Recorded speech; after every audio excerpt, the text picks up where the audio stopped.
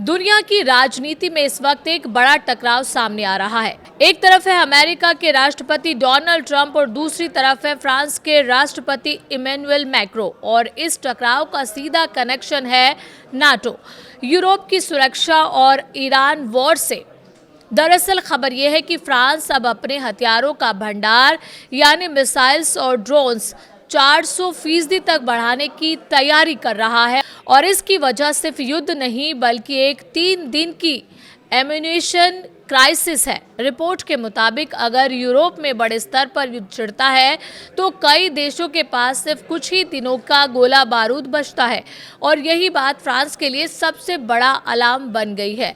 अब समझिए अचानक कितना बड़ा फैसला क्यों लिया गया, क्योंकि ईरान वॉर के चलते पूरी दुनिया में तनाव बढ़ा हुआ है, और इस बीच डोनाल्ड ट्रंप ने नाटो सहयोगियों पर दबाव बनाया है कि वो अमेरिका के साथ मिलकर सैन्य कार्रवाई करें।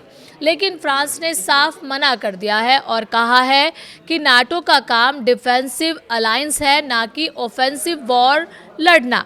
यहीं से शुरू हुआ असली टकराव। ट्रंप लगातार नाटो को कमजोर बताते हुए यहां तक कह चुके हैं कि वो अमेरिका को नाटो से भी बाहर निकाल सकते हैं, यानी दुनिया का सबसे बड़ा सैन्य गठबंधन ही खतरे में है। दूसरी तरफ इमैनुअल मैक्रों ने ट्रंप पर पलटवार करते हुए कहा है कि उनके बयान नाटो की क्रेडिबिलिटी को कमजोर कर रहे हैं, और अगर ऐसा ही चलता रहा तो पश्चिमी देशों के बीच भरोसा टूट सकता है। अब यहाँ एक और बड़ा एंगल समझना जरूरी है। फ्रांस से बयानबाजी ही नहीं कर रहा बल्कि ग्राउंड पर तैयारी भी शुरू कर चुका है। रिपोर्ट्स के मुताबिक फ्रांस आने वाले सालों में अपने ड्रोन और मिसाइल स्टॉक को 400% तक बढ़ाने की योजना बना रहा है, ताकि भविष्य में किसी भी बड़े युद्ध के लिए तैयार रहा जा सके।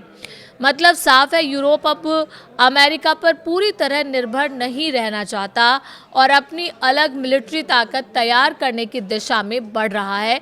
लेकिन सबसे बड़ा सवाल ये है कि क्या ये नाटो के टूटने की शुरुआत है, क्योंकि एक तरफ ट्रंप नाटो से बाहर निकलने की बात कर रहे हैं, दूसरी तरफ यूरोप खुद को अलग मजबूत करने में लगा है, और अगर ये दरार और गहरी होती है तो इसका सीधा फायदा रूस जैसे देशों को मिल सकता है और ग्लोबल पावर बैलेंस पूरी तरह बदल सकता है। तो कुल मिलाकर ये सिर्फ ट्रंप वर्सेस मैक्रो की लड़ाई नहीं है, बल्कि ये उस नए वर्ल्ड ऑर्डर की शुरुआत हो सकती है जहां अमेरिका, यूरोप और बाकी दुनिया अलग अलग रास्तों पर चलते नजर आएंगे।